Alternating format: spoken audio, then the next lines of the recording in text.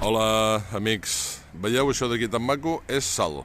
Perquè Salt, a part de l'espai gironès i del sector Àngel Guimerà i Torres i Bages, té coses precioses, com aquesta part antiga, que és la plaça de la Vila, coneguda com la plaça de les Llúdrigues, aquestes llúdrigues que representen aquests animals que podem trobar en el riu Ter i que les va fer l'artista saltenc Lluís Mateu.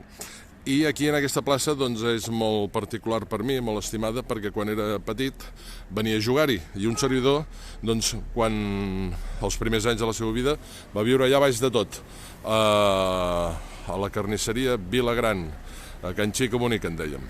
I aquí a la plaça de les Llúdrigues, doncs, els meus fills, la Queralt i en Bernat, recomanaran el meu llibre. Què tal, Bernat?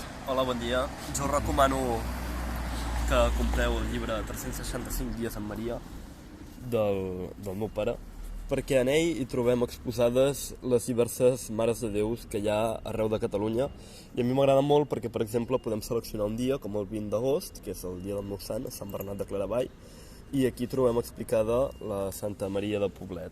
També hi trobem diverses curiositats, bastantes de fet, i el que m'ha agradat molt de que el meu pare escrivís aquest llibre és que hem pogut recórrer Catalunya i fer grans àpats en les nostres visites. En Bernat és estudiant d'Ecofilo a la Universitat de Girona, que és Economia i Filosofia, això, I a part professor d'escacs del Col·legi Bell-lloc. Molt bé, gràcies, Bernat. Després ja et convidaré a alguna cosa. I aquí la Keri, la nena maca de la casa, a part de la gateta, de la Nica. Què tal, Queralt? Molt bé. Per què t'agrada el meu llibre?